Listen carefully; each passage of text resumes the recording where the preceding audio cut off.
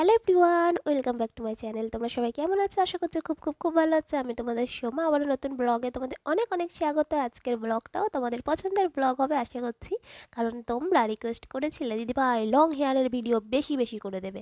তো আবারও আমি হেয়ারের ভিডিও নিয়ে চলে এসেছি। আর আগে একটা ভিডিও দিয়েছিলাম শ্যাম্পুর ভিডিও, সেটা তোমরা অনেক বেশি পছন্দ করেছো, তার জন্য সবাইকে অনেক অনেক ধন্যবাদ। আর আজকে চুলে আমি তেল দেব।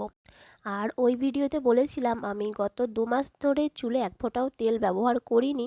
তার একটা কারণ হচ্ছে যে আমার চুলে না তোমার অনেক অনেক খুশকি হয়ে গেছে, যেটাকে ড্যান্ড্রফ বলা হয়। তো সেই ড্যান্ড্রফের কারণে চুলের গোড়াতে আমি একদমই তেল ব্যবহার করিনি। তো তার বদলে আমি সিরাপ মতো একটা বানিয়ে নিয়েছিলাম, তোমার ওই পাতা ফাতা দিয়ে সমস্ত একটা স্যুপ বানিয়ে নিয়েছিলাম আগের শ্যাম্পুর ভিডিওতে, সেটা আমি দেখিয়েছি।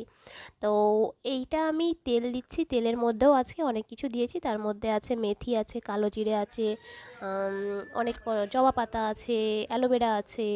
এই সমস্ত কিছু দিয়ে তেলটাকে ফুটিয়ে নিয়েছিলাম, সেই তেলটাই চুলে দিচ্ছি। আর আজকেও আমি চুলের গোড়াতে তেল দেবো না, বাকি বাদ পুরো চুলটাতে তেল দেবো।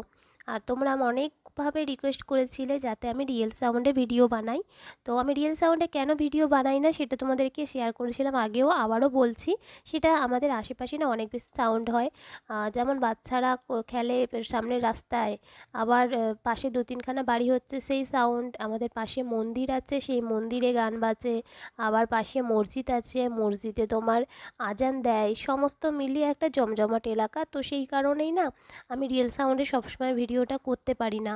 তো তার জন্য তোমাদের কাছে আমি কারণটা বলেও ছিলাম, তবুও তোমরা বলেছিলে যে না দিদিভাই তুমি রিয়েল সাউন্ডেই ভিডিওটা করো।